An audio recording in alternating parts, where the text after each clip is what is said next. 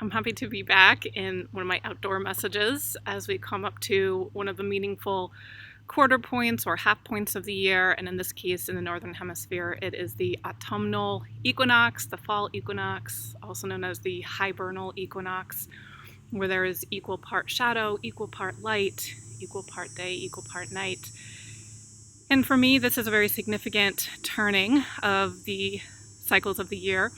This is the third anniversary of my leaving ordained ministry and coming to terms with the fact that I could no longer serve a dysfunctional organization and system that was dehumanizing and psychologically abusive, which then really fueled my doctoral research in clergy, women, boundaries, and psychological safety.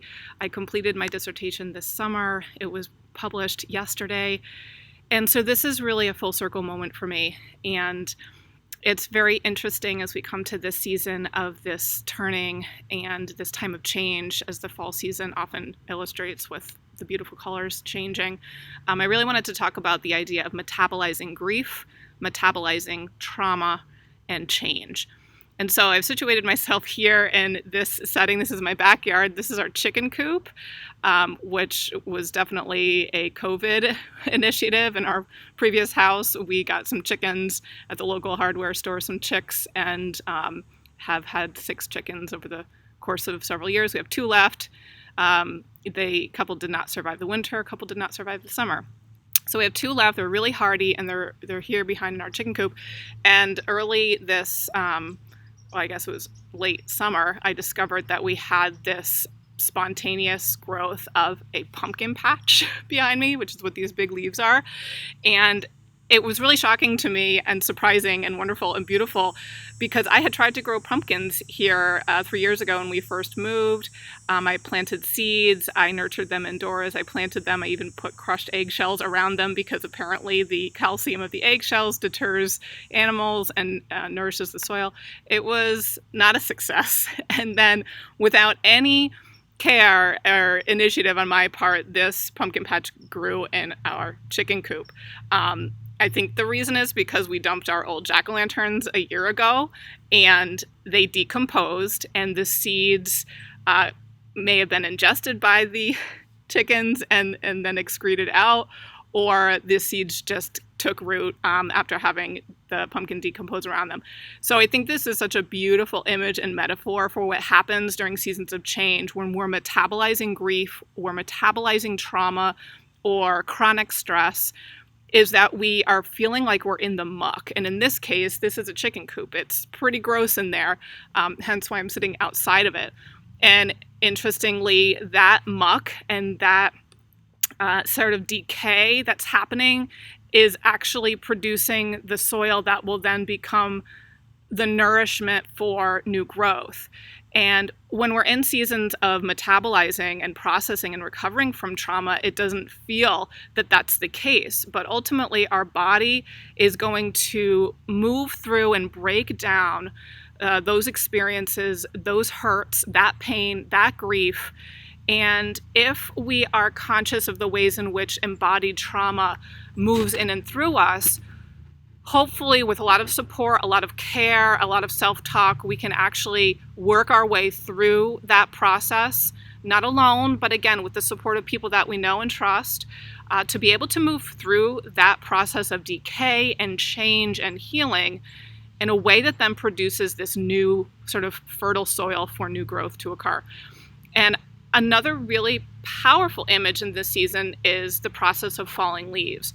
Something I learned recently about that process is that trees don't passively let go of those leaves. They don't passively just sort of deposit them onto the ground. It's an active process in which a hormone within the tree called auxin decreases during this season. And it actually weakens the bond between the branch and the leaf so that it ultimately allows the wind to sort of pass through when those leaves are ready to fall. So it's this active process that the tree undergoes of allowing and in some ways pushing off sort of this excess or this part of the tree that is no longer serving the tree, because leaves, they soak up extra water, and for the tree to retain water during the dry season, it lets those leaves go. Then, once the leaves are on the ground, the process of decaying and decomposing leaves, again, it reflects some of this process of this pumpkin patch behind me, because that decaying process releases compounds into the earth that then nourish the soil structure to promote better root growth. And boy, is that reflective of what humans go through when we're metabolizing grief and trauma. That when we intentionally work through the long-term, difficult, challenging, painful work of metabolizing that trauma, it will ultimately help us build a better soil structure for ourselves for new growth. And I talk about toxic relationships a lot, toxic institutions and organizations a lot. And as women, we're often conditioned to sort of hang on to those just for the sake of relationality, of connection, of community. But when those individuals and institutions no longer serve us, and perhaps are even harming us, then we have to look inward and ask ourselves, is this serving me in a way that's allowing me to have new growth, or is it preventing my growth process? And if it is preventing our growth process, then we can take a page out of the book of life in the sense of these trees actively releasing that bond, that connection between the tree branch and the leaf.